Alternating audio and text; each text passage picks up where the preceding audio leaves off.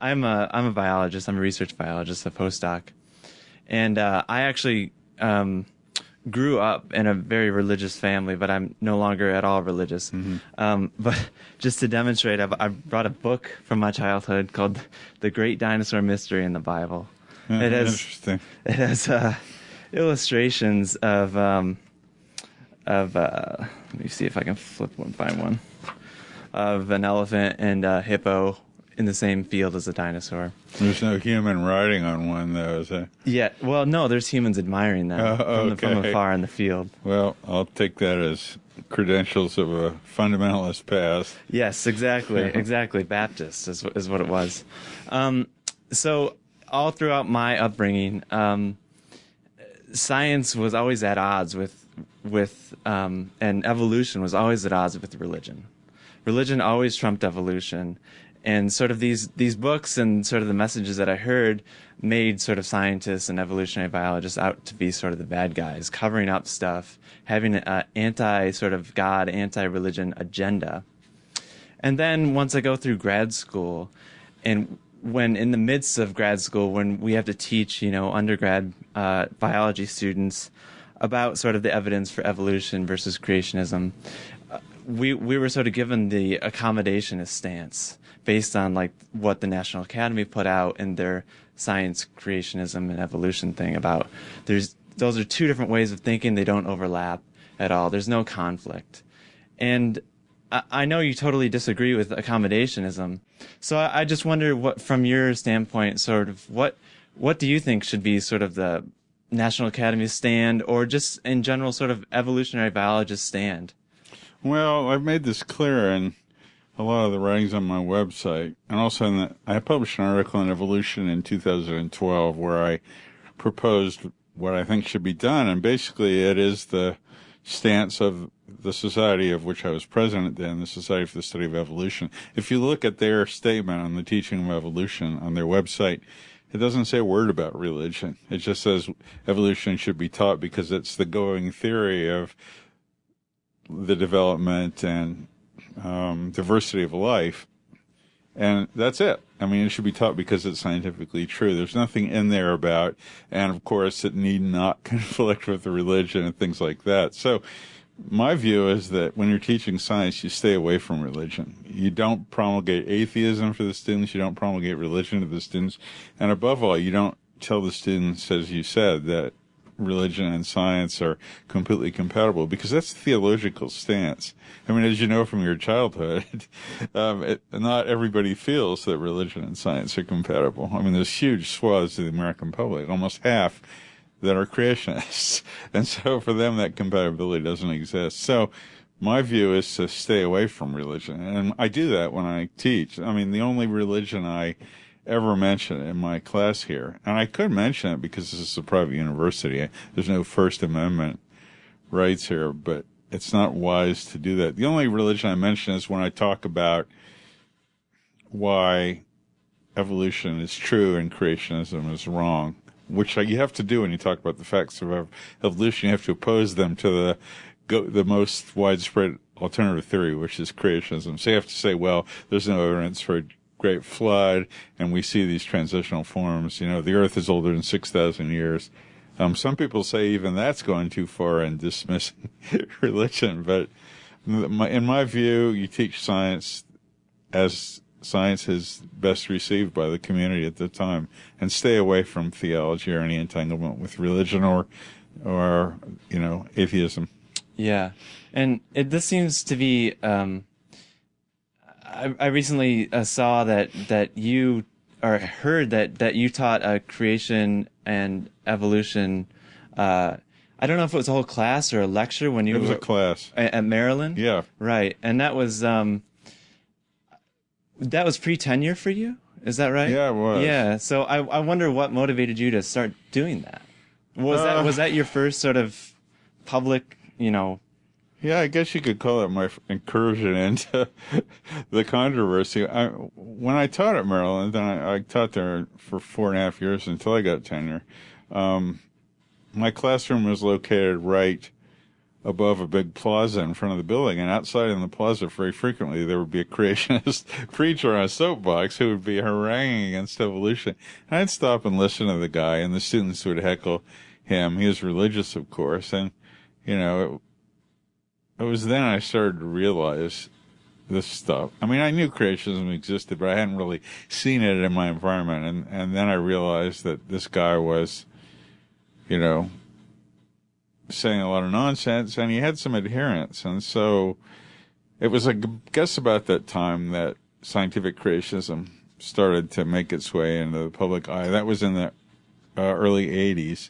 Yeah. And Henry Morris's book, was out. So I decided, why not let the students, I don't think this course was a biology course. I think it was some kind of, biology and society course, something like that. But I said, well, why don't I just teach both evolution and creationism, let students make up their own mind. And so that's what I did. I'd go in and lecture on Monday as an evolutionist, talk about one topic like radiometric dating or the fossil record. And then on Wednesday I'd come in as a creationist, and I knew the literature very extensively then because I read all their stuff. And so I'd say, everything that guy told you on Monday was junk. The fossil record doesn't show evolution for reasons X, Y, and Z. Or radiometric dating is all wrong because, the usual arguments. Carbon-14 dating has been shown to be wrong. There's no way of testing it. We could have had some of the, elements present when the rocks were formed. And the students would be deeply confused. Yeah. They hadn't heard anything like that before. And I did it with conviction. Mm-hmm. I mean, I was trying not to bias them one way or the other. And then on Friday we'd sit down as a group and just discuss those issues. And again, I try not to push them towards one way or the other. And at the end, all of the people that started off as evolutionists were still evolutionists. And I think about half the students that started off as creationists had become, or even more, had become advocates of evolution. So, really? Yeah. Did you teach that class beyond Maryland? Or would you do it differently if you did it right now? Well, the arguments have changed, of course. Yeah, right. Scientific creationism is, for one thing, you couldn't, the arguments have changed. We have intelligent design now. We have the fine-tuning argument, things that weren't around then. So you'd have to teach it in a different way. Mm-hmm. Yeah, I'd like to teach it again. There's two problems with that. First of all, I have to bone up on all this stuff. Yeah. I don't spend a great deal of time reading all the new creationist arguments. I mean, they tend to be the same anyway. But second of all, this is the University of Chicago. Yeah. And there's not many students that are really creationists that I can put my finger on. So I don't know what the point would be in trying to present them with a side that they don't believe in anyway. Yeah. Unless I want to convince them of creation. Yeah. So. Was your first time publicly writing about this that I think you had a 1996 maybe review of Darwin's Black Box in Nature? Was that the first time you publicly sort of started taking this stuff on? I've been doing public writing about, you're talking about creationism by itself? Yeah, I think that was probably the first time I had gone after it, although I'd have to look at my CV. Yeah. The first really large article I wrote on it was a New Republic article, which was, I think, about 5,000 words, and it started off as a review of Pandas and People, which is an intelligent design book. Yeah. And then it grew into a general critique of the intelligent design movement, both scientific and sociological. Yeah. And so that sort of got me deeply enmeshed in this whole thing. So I wonder what as from the perspective of a sort of research biologist, putting out work that's sort of aimed towards the populace, so popular writing through your website, through books, through the articles you do in the New Republic. Mm-hmm. I wonder if you think about sort of impact or societal impact or sort of long-lastingness of the two sort of modes of output that you've had, major modes. So you've written a book about speciation, and you've written, 100 plus articles about peer-reviewed articles about Drosophila genetics and speciation. Do you think one for you will sort of last longer or have more impact? Like, do you ever think about that? That's a hard question because the way science impacts the future is different from the way popular science does. So the impact on science, I mean, and we have to get used to this as scientists, is that everything that you discover is eventually going to be outmoded.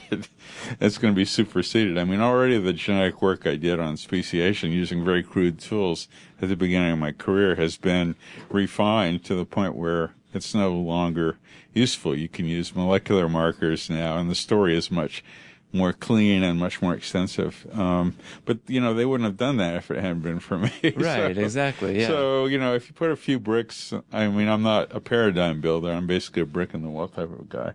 You know, your contribution is twofold. Well, your contribution is to inspire others to build on your work and try to turn them in a certain direction, which is what I tried to do with my book, Speciation. Try to show people that here's a whole area of biology that people have not really spent a lot of time on. Darwin, despite the title of his book, didn't make any inroads on it.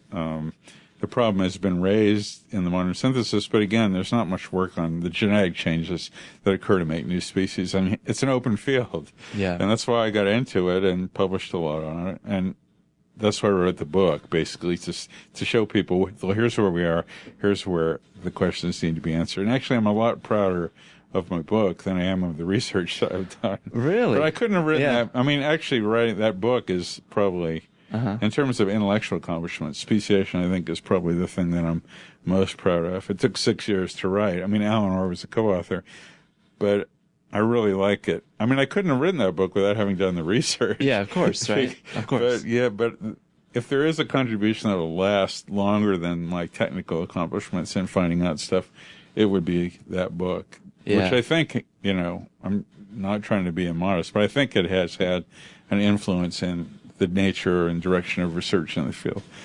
Of course, you know, the reason one does science isn't just to, you know, build up the body of knowledge for other people so that in the future we have a huge understanding of speciation. It's also because it's just the pleasure of finding things out, as Feynman called it. Yeah, yeah. You know, if you didn't have that moment of discovery, those aha moments, seeing something that nobody had ever seen before, it wouldn't be so much fun. So you know, that's one of the strong motivations to do it. So in terms of, you know, how the popular stuff will last, hard to tell. I know I've made converts in terms of making people accept evolution or impelling them or compelling them or urging them to accept evolution when they haven't before, but you know, there's only so much one can do in a country where religion prevents them from doing that.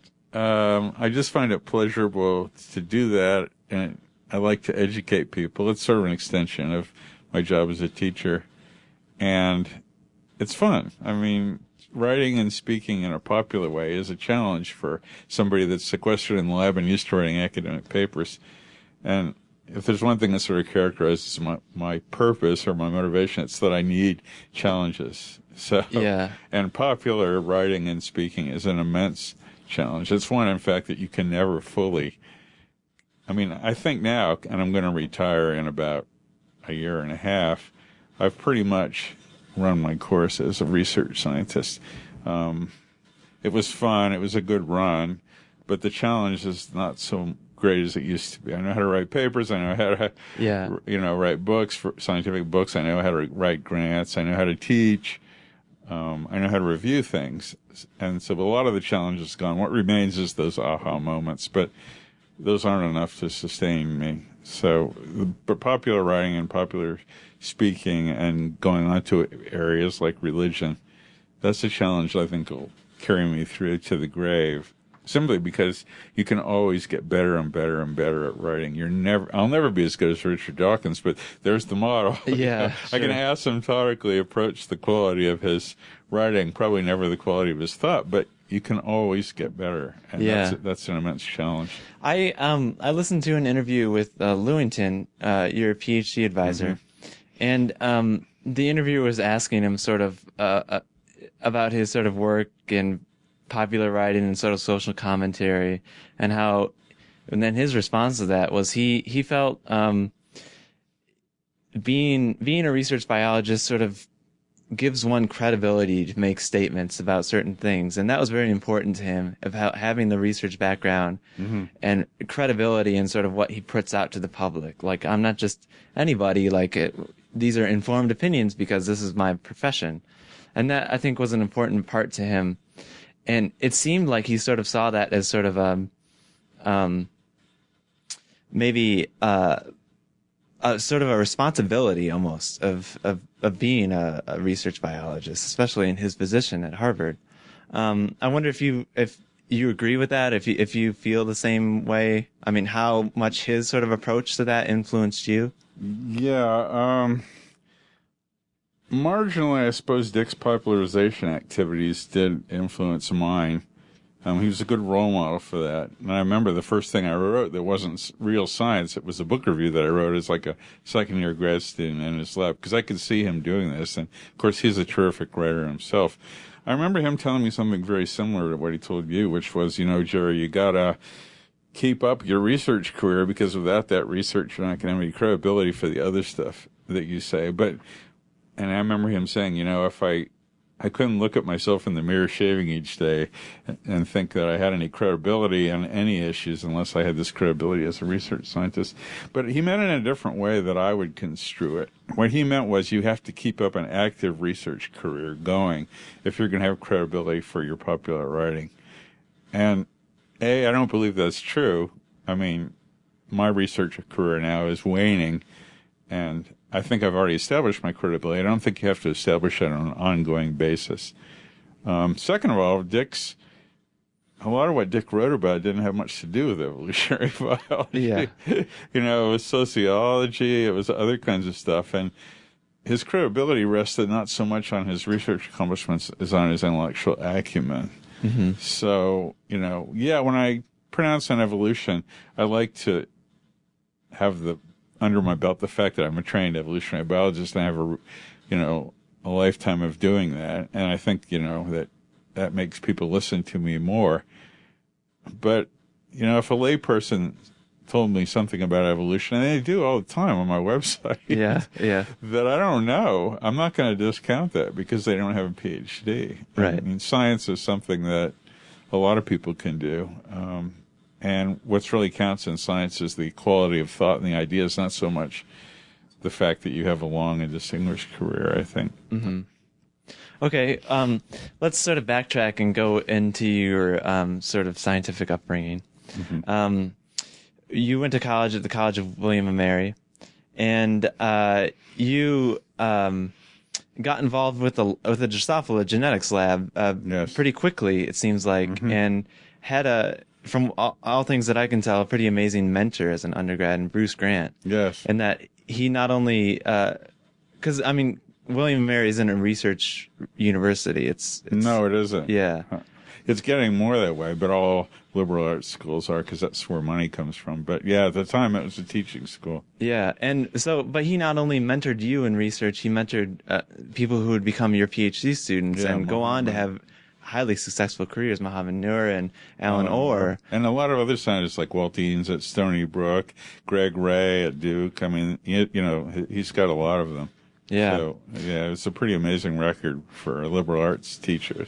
So how did that, what was his gift of mentorship, and sort of how did that come out to play in sort of how you interacted with him and how he sort of treated you as an interested undergrad getting involved in research? Like, how did that play out? That's a good question. I haven't really thought of it. I suppose it would be in a couple of different ways. First of all, he was informal and treated you as an equal or a colleague, and I was a student.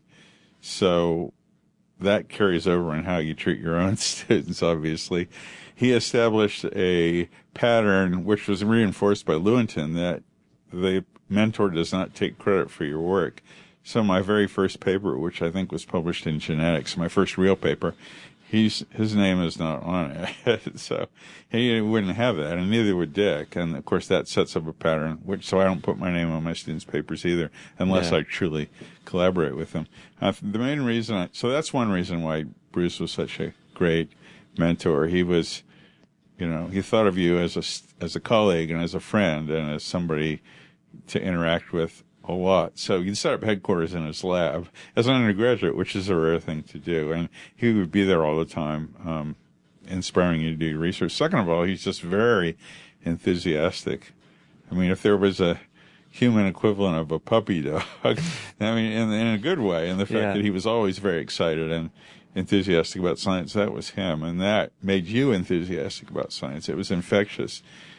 He did what he could to move careers forward. He would, talk to you about where you want to go to school, and here's good places to go. Here's grants you can apply for, things like that. So, all that, I think, it's certainly no coincidence that, he produced a number of people that are well-known professional evolutionary biologists. It has to do with his love of the field and his ability to convey that to his students. Yeah, because I know, well, I've heard that you went into college sort of with the idea that you want to be a marine biologist, which a lot of us have. It's like just a common syndrome. Yep. Everybody wants to study dolphins and whales. Be on ships and watch whales, Yeah. So I wonder, when you got into his lab and started working with Drosophila was probably like the last thing on your list of things that cool biologists probably want to study. So I wonder what you found that sort of equaled the excitement that you thought was going to be found in marine biology. Yeah, well, I never got a chance to be a marine biologist. Yeah. So it was always a dream. What excited you? What sort of went to that same desire, you think? Well, let me add that before I went into Bruce Grant's lab, which I guess was my second year of college, what really got me started in evolution was another inspirational teacher, Jack Brooks. His real name was Garnett R. Brooks, but everybody called him Jack.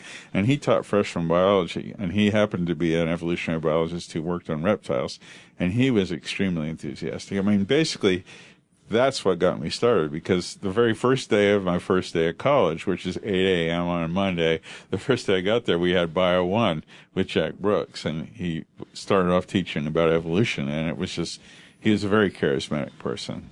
He was, undergraduates were drawn to him. He was, enthusiastic. He was sort of a, what's the name of that archaeologist in the movies? Indiana Jones. He's like an Indiana Jones guy. He wore a hat. He went out and looked at reptiles, but he also knew a lot about evolution. Yeah. And then he got me into Bruce Grant's class. I wasn't supposed to take genetics until I was a sophomore, but he talked Bruce into taking me as a freshman. And so we started working with flies, and I can still remember the moment that would formally classify me as the beginning of my career, and that's when we were given an unknown mutation to identify. So we have a vial of flies, and they have white eyes, and we're supposed to figure out, okay, what is this mutation? And then we have a vial of wild-type flies with red eyes, and we're supposed to do crosses to figure it out. Well, we knew some Mendelian genetics by then, so we knew how to make crosses and stuff, and had a husband Drosophila. So I crossed the white-eyed flies to the red-eyed flies, and in the first generation, you get all red-eyed flies. So you figure, okay, it's a single recessive gene for white eyes, which it is classically, except that it's on the X chromosome. So all the flies in this had red eyes, no matter which direction you made the cross. So although it might have been recessive, it wasn't on the X chromosome. If it was an X chromosome gene, if you crossed white-eyed females to red-eyed males, all the males would be white-eyed, all the females would be red-eyed. And they weren't that way. So already it was a mystery, because you could see, classical white eyes is a single gene. So then you cross the first generation of flies together, and I remember this very clearly. You get 4 colors of eyes, or I got 4 colors of eyes. So you get the regular dull red eyes, you get white eyes, but then you get very bright orangish red eyes, and then you get brown eyes. So you get 4 colors out of 2. And I couldn't figure out, how does that happen? And then I remember I was taking swimming class then, because in those days gym was required. I was sitting by the side of the pool waiting for my turn for my swimming test and trying desperately to figure out how you can get 4 colors of eyes out of 2. And all of a sudden it hit me that there's got to be 2 genes involved in this eye color. One of them makes the red pigment, one of them makes the brown pigment. When you have them together, you get the normal eyes. If you take one away, you either get bright red pigment or brown pigment. If you take them both away, you don't get any pigments. You get white eyes. So that was my hypothesis, and I went back to the lab, and then you can do crosses to test this, of course. Sure enough, there was two genes. And then you figured out, well, they're not independently assorting because the colors don't come out in the ratio of, that you should get. And then, so they're linked. They're on the same chromosome, these two genes. Which chromosome are they on? And you can do crosses to test that. And the results were just so clean. It was two genes. I gave them abnormal names. I didn't know what they were. It turned out that they were Cinnabar and Brown, which are classical Drosophila genes. Mm-hmm. But I didn't know that. I had to work it all out from scratch, and the results were so clean. I knew that there were two genes. I could prove that. I could prove which chromosome they were on and how far they were apart, and it was a revelation. There's no evolution in that. It was just pure genetics. But, if there's anything that's characterized my work, and I think also the work of at least some of my students like Alan, it's this desire to get clean results that aren't ambiguous. That's inherent in Mendelian genetics. And you can use that kind of tool then to find the genes that are responsible for creating reproductive isolation. So Bruce was interested in speciation as well. His own thesis was on that. And so I was able to use the tools that I had acquired in elementary genetics to apply to a problem of evolutionary biology. And that's, where all this work came from. So. Yeah. And then when you were done at William & Mary, you got into Rockefeller University. Is that right? To work with Dobzhansky. Yeah. How did you establish? Did Bruce Grant know Dobzhansky, or did you sort of introduce yourself to him? You don't even apply to work with a guy at Rockefeller. What happens is you apply to the school. Okay. And then you're interviewed by a committee of 4 people. I guess I met Dobzhansky during my interview very briefly, but but the people that interviewed me were like Ed E. Tatum of Beadle and Tatum, H. Keffer Hartline, who had won the Nobel Prize for work on vision. I mean, there were 4, Norton Zender, another very famous molecular. So, But you wanted to work with Dobzhansky. That was the whole reason for you going to Rockefeller? Yep. Yeah, I wanted to, because he was, Mr. Speciation and Mr. Evolution at the time. Yeah. So I got in, they deliberately keep you away from the person you want to work with. I don't know what the rationale is for that, but I got in and went there to work with him. And then I got drafted as a conscientious objector. So I had to actually drop out of that school for 13 months. I had been drafted illegally, it turned out, but I didn't find that out till later.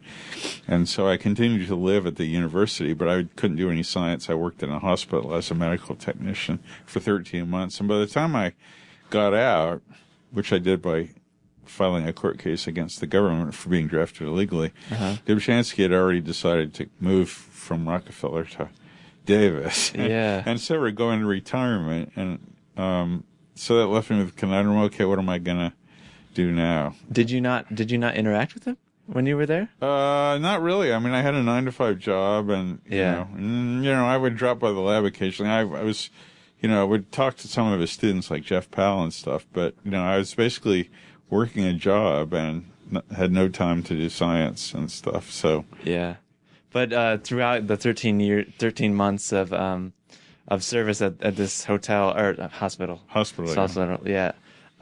you still maintained obviously an interest in science, like that didn't wane. No, I kept reading the journals, and I had a coterie of. I still lived in the dorm, so I would interact with my buddies. We had 3 good buddies in graduate school there, and one of them was an ecologist. The other 2 were molecular biologists. So, I kept my hand into science, although not so much in evolution. But I still subscribed to evolution and genetics, and read those journals every month. So, I was up to speed pretty much. I should add that before I got into Rockefeller, I had also applied to the University of Chicago here. Oh, really? In fact, to Lewontin's lab, which is right across the hall there, and gotten in there as well. You had gotten in. I had gotten in, but I decided to go to Rockefeller instead. So how does E.O. Wilson play into you getting into Harvard as a grad student? It's a funny story, So after I Dobzhansky, so I got out of my hospital job. I needed to find a place to go to graduate school. Dobzhansky had left Rockefeller to go to Davis. I didn't particularly want to go to Davis, and he had gone into sort of semi-retirement and was getting older anyway. So I said, okay, I'll go to the University of Chicago, because I had been accepted there, and they, so and plus I had this is as key as I had an NSF pre-doctoral fellowship. Yeah. So I had my own money for like 3 or 4 years of graduate school, Yeah. which makes it a lot easier to get in. Sure. Because they don't have to pay for you. So, I've been accepted here, and I was going to work with Lewontin. And so I called up Lewontin and said, I got in here a couple of years ago. I'd like to come back and work for you. Would you take me as a student? He said, I'm sorry, I'm moving to Harvard. And I didn't know that because, I didn't have any contact with him in the meantime. And Yeah. I said, well, can I go work with you at Harvard? And he said, well, you really can't because you have to get into Harvard because I've already negotiated to take my current crop of students with me from Chicago to Harvard. I haven't negotiated for somebody I don't even know like you. So you have to get into Harvard, And so I had to get into Harvard, and I had like a week to do it. It was, I was desperate. So I flew up to Harvard with my resume, some of the papers I'd published, and I just knocked on Ed Wilson's door cold at like 9 a.m. And, I introduced myself and I said, this is my dilemma. I'm a student. I really want to work here. I want to work with Dick Lewontin, but I need to get into Harvard. And I hadn't applied to Harvard, and the admissions committee was going to meet in like 2 or 3 days. So, but Wilson was so nice. He took me into his office. He talked to me. He looked at my materials. He realized that I was no slouch. I had published, several papers as an undergraduate. Yeah. I was a decent prospect. Plus I had my own money. So he just got on the phone and started making calls to other professors and setting up appointments for me. So for the rest of the day, I went from one professor to another, telling them who I was, introducing myself. And at the end of the day, they let me apply, which meant they put me in the basement of the Museum of Comparative Zoology with a typewriter and an application. I remember I was sitting in this dark room full of specimens with this typewriter and this 4-page application. And then I cut myself on the typewriter keys trying to unjam them. So I got blood all over my application at Harvard. It was just a big mess. But sure enough, I applied, and about several days after that, I got notice that they let me in. And it was all due to Wilson, his kindness and his willingness to help somebody out who looked like they might be a good prospect. That's insane. Yeah, that's crazy that you just flew there on a whim, knock on a door. Knocked on his door, yeah. Can I have an interview right now? Yeah, I mean, my life would have been completely different if he had just not been there, if he had not been interested, if he hadn't pushed me forward. It's sort of ironic that he and Lewontin became such bitter enemies when I was there at Harvard. But I could never dislike Ed. Yeah. First of all, he's a really nice guy, and second of all, he did this really nice thing for me when I was a graduate student. So. And you were his TA too, weren't you? Yeah, I taught 2 years of Bio 1 for him, which was introductory biology, which he taught very well. So, I mean, it gave me a bit of cognitive dissonance when Dick and Ed were at each other's throats. And believe me, it was not a pleasant time to be in the museum. They were just one floor apart. And to get into the elevator with Lewontin, and then Ed walked in, and there was this icy silence as the elevator went up 3 floors. Oh, jeez. It's just palpable tension. In many ways, I sympathize with Dick's views of sociobiology, that it was a bit too ambitious and stuff, although I never agreed with him that it was some kind of sexist political machination to take over the world, because Ed just wasn't like that. Maybe other people had their ideologies that played into that, but not Wilson. So there's a bit of cognitive dissonance, but I was, I managed to keep my, friendship with Wilson and his lab, because several of my best friends were students, and, be integrated into the Lewontin lab at the same time. So I survived. So. Yeah. But that was the time. That was a crazy time at Harvard. That was when they dumped water on Ed's head at the meeting, and the Science for the People thing. I mean, you weren't part of the sociobiology reading group. No, I wasn't. But, study group or Dick whatever. Levins was on the same floor as Lewontin, and he had a very political lab that was very uncomfortable for a lot of us, because he ran that lab like a communist collective, and once every week, they would all go into a room and they would have these incrimination sessions, like they did during the Cultural Revolution, where one person would be singled out to be accused for political malfeasance or poor understanding. And I remember people coming out of those meetings crying and stuff, you know. Levins was very, very political, and you know, it was sort of heartbreaking to see this kind of stuff happen. Yeah. Wow. Jeez. Yeah, I didn't have much to do with that end of the business. Yeah.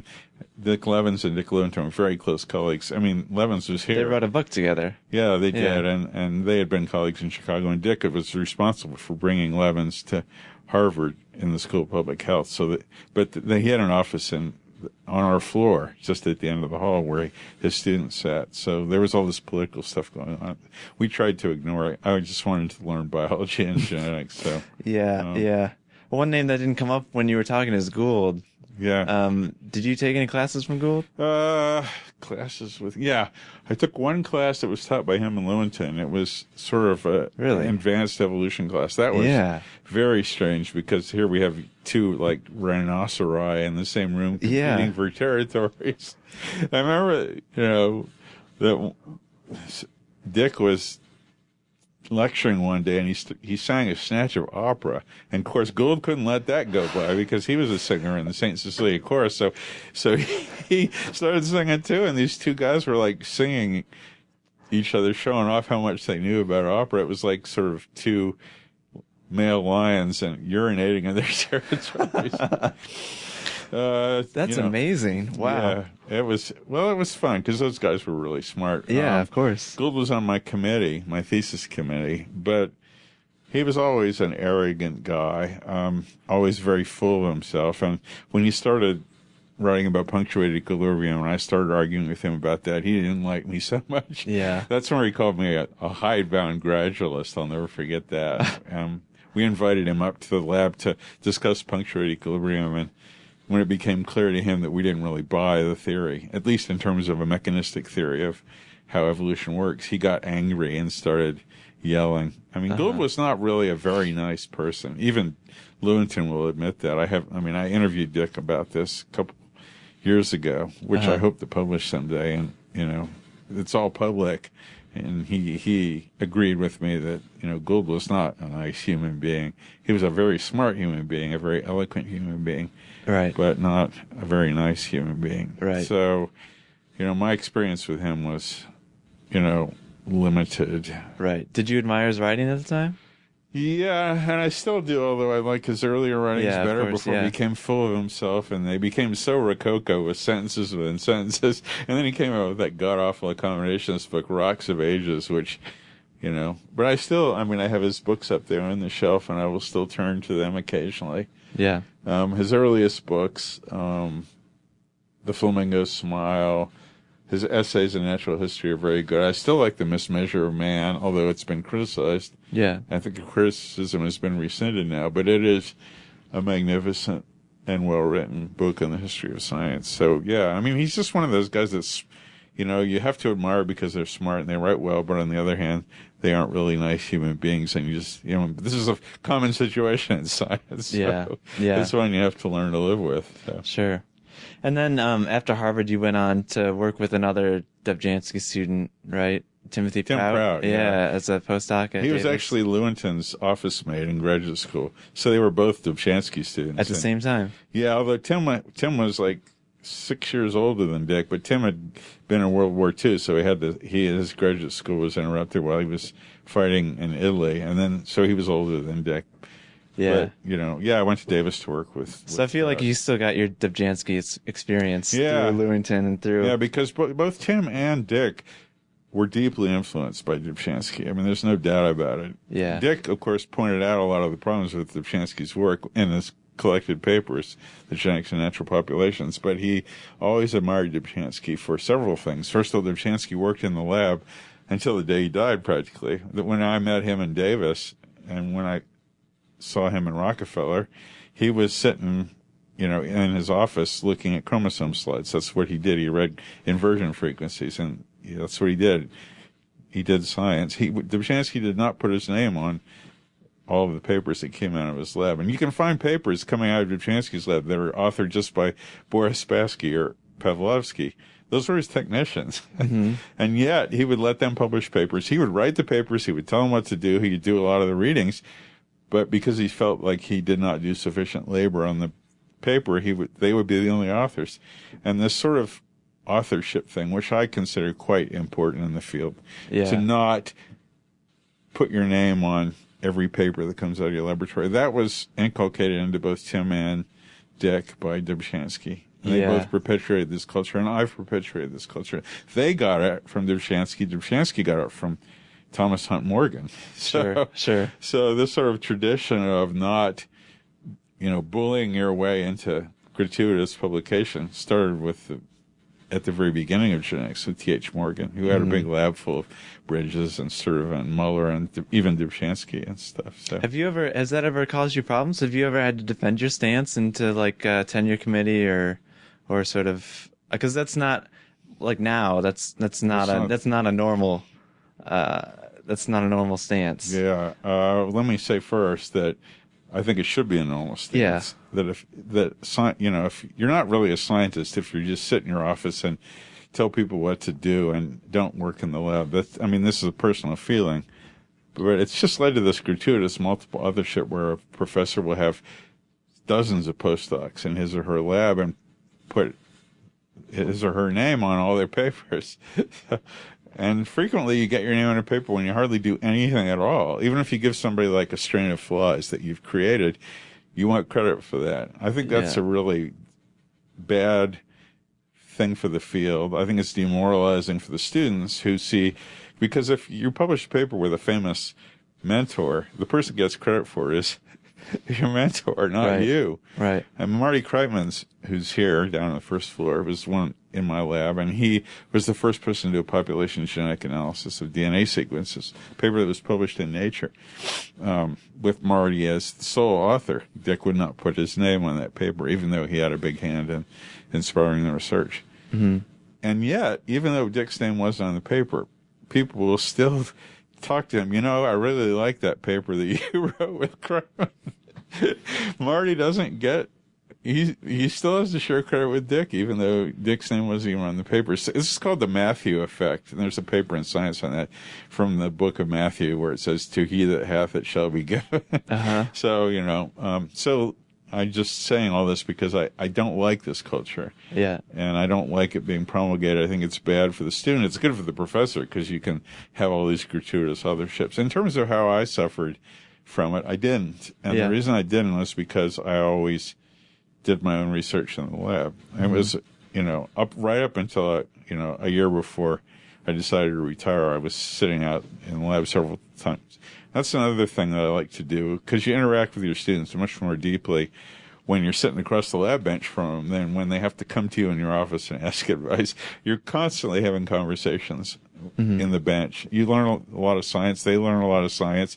You forge bonds. You design projects that way. And so I had sufficient papers. I mean, my output is not huge by the standards of, a decent scientist. I think I have like 115 papers, which, I mean, 100 was my goal when I started out, and it still seems impossibly a lot to me. But there are people with 400 or 500 papers now, and they do that by putting their names on other people's papers. But, I had enough, and they were sufficiently good that I never really suffered. Plus, I had you have other intellectual contributions.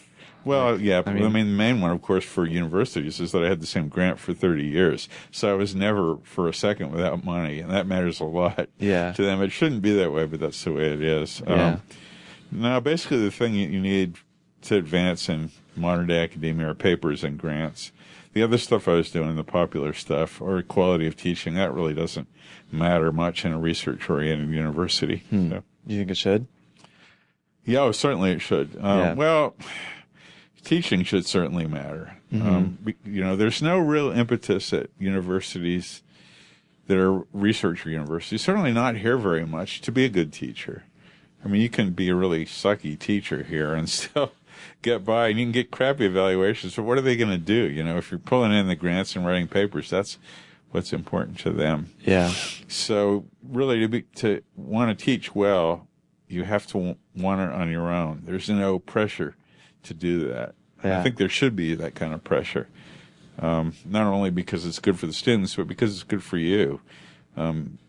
One thing I've discovered, it's a bromide, but it's true, is you cannot really say you understand something unless you can explain it to a graduate student or even an undergraduate student. Mm-hmm. So teaching, although it doesn't give you a lot of ideas for research, it certainly helps you clarify your thinking and be able to write properly. In terms of the other stuff like writing my website or doing popular stuff, you don't get any credit for that. I don't even put that on my, I mean, I have a section of my CV for popular writings. I don't even mention that, I spend several hours a day on doing a website. It wouldn't help me or anything like that. So, I don't know. I mean, you have a huge impact on the field by doing that. Yeah, but, universities have not yet come around to seeing, blogging as any kind of form of professional contribution. I think it probably should be taken into account. I don't feel like I've been, unfairly passed over because what I do. Sure. Blogging has been overlooked because I consider it a hobby, not part of my professional. I do it usually between 6 and 8 a.m., and that's before work hours start and stuff. Someday universities are going to start taking this into account, I think, because it's become such a, common way for scientists to communicate. Yeah. And certainly those people who write blogs that are mostly about science, and mine isn't, maybe 50%, maybe less science, but those people that devote their entire websites, like John Losos, to promulgating the findings of science should get some credit for that. Mm-hmm. Okay, I've got one more before we go. I think I've heard you say this, that you think sort of the cultural impact of studying evolution in sort of an applied way, like its benefits to medicine, for instance, are sort of overemphasized, and that's sort of not the most maybe valuable or important impact of learning about evolution for society at large, and sort of the impact of what you do as a research scientist. So I wonder what the in your view, what the main, why study it? Why study evolution? Well, not. I mean, sorry, not in. Sort of. What do you think is the most sort of cultural value, and what does that tell us about ourselves? So why would the average person want to learn about evolution? What would they gain from it? I've changed my mind a little bit about the practical benefits of evolution. Largely persuaded by, not completely. I mean, Dave Hillis, who is incensed about a blog post I wrote saying, evolution doesn't have many practical benefits, sent me a long list of how it's been used, and it was sufficiently detailed that I realized that there are practical benefits. Although a lot of those benefits we've had before Darwin came along, like animal breeding and plant breeding and figuring out how vaccines work. You can do most of that stuff without a really strong technical knowledge of evolutionary biology. So I still feel that the main benefit of evolution to the average person is not that it improves their lives in a tangible way. It doesn't make them, wealthier. It doesn't necessarily make them healthier. You want to learn about evolution because it's for two reasons. First of all, it's true. But mostly because it's the true story of how we got here. I mean, if you want to know about origins, and of course religious people study the Bible for that, but that's a myth as far as I'm concerned, that the true story of origins is the story of evolution. And it's a pretty amazing thing to contemplate. First of all, that you and I sitting here as extremely complex organisms having a linguistic interaction, we can understand each other. And meanwhile, all this stuff is going on in our bodies that's extraordinarily complicated. We're synthesizing DNA, our physiology is working, that all that came from the materials, inorganic materials in the earth through the process of evolution. That's a pretty amazing thing to contemplate. And I wish more people would realize how amazing that really is. Plus the fact that we're related to everything else. I mean, that we share not only genes, but traits with other species. And, we're first cousins to chimpanzees, second cousins to orangutans and things like that. Is just, an amazing story. The fact that such a complex, Darwin summarized it in the last paragraph of The Origin. The tangled bank, when you contemplate all this amazing diversity of life before you and realize that it just came from this simple materialistic process of evolution. as an, almost an inevitable result is a pretty astounding thing. So, so the same kind of benefits you get from studying evolution are the benefits you get from learning about cosmology and the Big Bang and about supernovas and about black holes. I mean, really, how does that stuff improve the life of the average person? It doesn't. Yeah. I mean, if we didn't know anything about black holes, we'd be just as good off as we are today. The reason we want to learn about it is because it's like art, sort of, but it's real. It's true. To think of that there are such things as quantum entanglement, which defies the imagination. We don't even understand how things like that can work, or that there are things like black holes that are so gravitationally powerful that even light cannot escape from them. It's just astounding. So it's like having this big book of amazing stories, but it's a book of true stories, and to scientists, and I think to a lot of lay people, because certainly Richard Dawkins, who has made his living describing this, has sold quite well. Yeah. There's a great, an appetite for wonder, which is what he's called this autobiography there. Right. So I think the main reason people want to, or should be learning about evolution, is because it's deeply satisfying to their appetite for wonder. It's like a big steak, as opposed to the Bible, which is like cotton candy. Yeah, yeah. It satisfies something, but not very deeply, and then you get hungry again. So. Yeah, I mean, the appetite for wonder seems to be the major motivating factor for research scientists across the board. But how... Yeah, even those whose research has practical benefits are still... I mean, H.L. Mencken described that, I think. He was doing metaphors of various professions, and the one of the scientists was a dog sniffing endlessly at a series of rat holes. And that's really what we're doing. I mean, we're sniffing a lot of holes. A lot of them are empty, but there's rats in some of them. When you find one, you get really excited. And in science, it's even better, because the rats that we find are rats that nobody has ever known about before. So that's the kind of wonder that's satisfied. And any scientist that really isn't enjoying what he or she does is in the wrong business. I mean, the pay's okay, but it's, anybody that can get a job at the University of Chicago could have been a surgeon and making $750,000 a year. Yeah. And getting a lot more respect and stuff. Now, you do it because it's fun. And the greatest reward is, I think Feynman, characterized it. I mentioned this before, the pleasure of finding things out. It really is sort of a thrill that most people do not get in their lives, to see something that nobody has ever known before them. Mm-hmm. And that's deeply, deeply satisfying. But then you share that with somebody else. You have to share it, or it's no fun. Mm-hmm. And, that is, to me, is the big pleasure of being a scientist. So great. Well, thanks for talking to me. This is fantastic. My pleasure. Yeah.